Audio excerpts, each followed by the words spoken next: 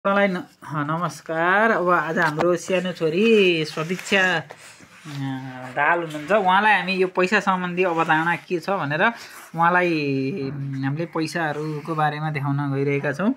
यहाँ हामीसँग छ यो यी 5 पैसा गाई भएको 5 पैसा छ। त्यसै गरेर यहाँ 25 पैसा यो पुरानो एक सुका छ। यहाँ 10 पैसा छ।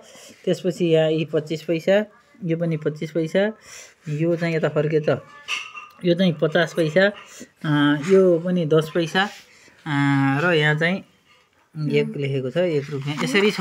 अब हामी नानीलाई यो पैसा कुन पैसा ठुलो हो भनेर सोध्न गइरहेका छौँ। ल नानी, तपाईँको अहिले हामी यहाँ यो फर्स्टचोटि टेस्ट लिन गइरहेका छौँ यो पैसाको यो मुद्रा सम्बन्धी।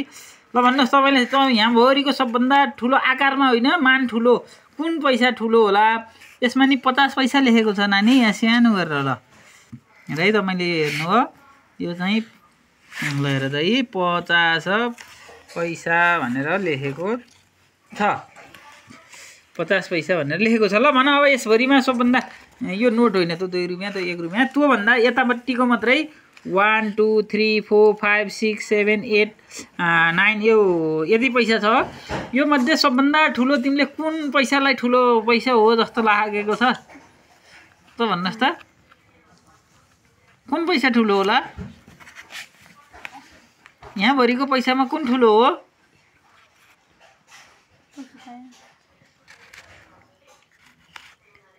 ल भन बोल। ल बोल। 50 ठुलो हो? सङ्ख्याको आधारमा त 50 भनेको ठिकै हो। त्यसो भने यसको के आउँछ होला? के आउँछ होला यो 50 लेखेकोबाट? यसमा 50 लिएर है, यसमा 50 पैसा लेखेको छ है। कुन यो चाहिँ यो ठुलो? फेरि यो छोरै भन त, कुन चाहिँ ठुलो अरे? पक्का हो? किन ठुलो भनेको नि त्यसलाई तपाईँले? किन ठुलो भन्नुभएको हो? भन्नु न आफूलाई लागेको कुरा। ल भन्नु त, पाइन्छ आफूलाई लागेको यस्तो भएर मैले ठुलो भनेको भन्न पाइन्छ।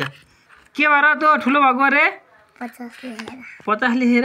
अनि 50 को पछाडि के लेखिन्छ नि? यहाँ पढ्नु त, यता फर्काएर हातमै लिन नि पाइन्छ।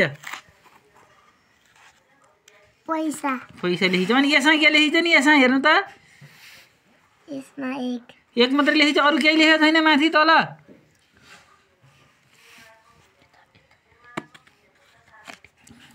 एक लेखेको त सानो हो। अनि यो त ल ठुलो भयो। त्यसपछि यी मध्येमा अनि अर्को ठुलो कुन हो नि?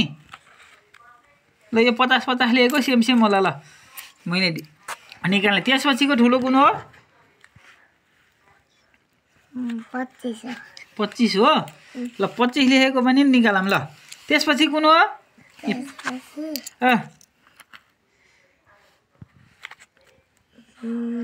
10। यो 10 लेखेको सेम हो। अनि त्यसपछि यी दुईटामा कुन ठुलो हो? यी दुईटामा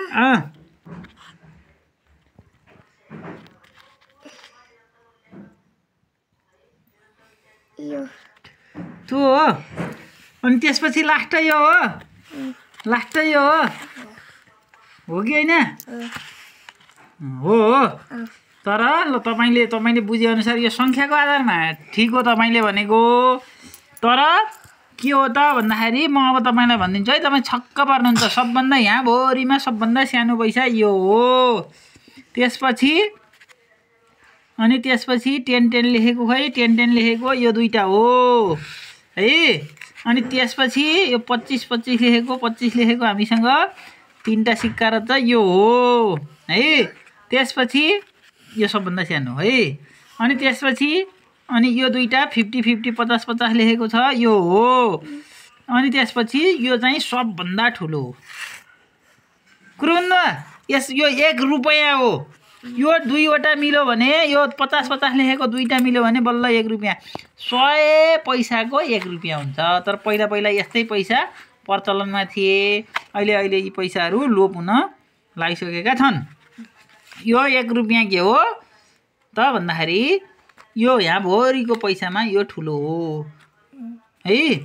यस्ता त 20 वटा यो 5 लेखेको छ 5 पैसा यस्ता 20 वटा भयो भने बल्ल यो 1 रुपैयाँ बन्छ।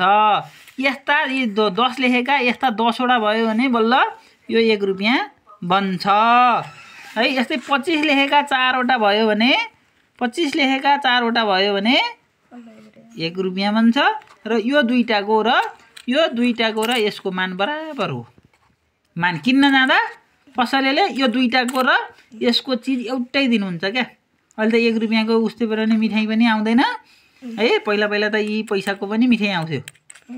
हाम्रो पालामा लगभग अहिलेभन्दा 20 25 30 वर्ष अगाडि चाहिँ यो पैसाको पनि मिठाई आउँथ्यो। अहिले तपाईँको पालामा त यसको पनि मिठाई आउँदैन है। यसरी यो दुईटाको आउने सामान र यसको एउटाको आउने सामान एउटै हुन्छ। त्यही भएको कारणले यसको मान ठुलो हो। कुरो बुझ्नुभयो? ल भोलि पनि सोद्धाखेरि साथीहरूसँग भन्दाखेरि चाहिँ तपाईँले जान्नुपर्छ है। भोलि पनि सोध्छु है मैले हजुरलाई। हुन्छ?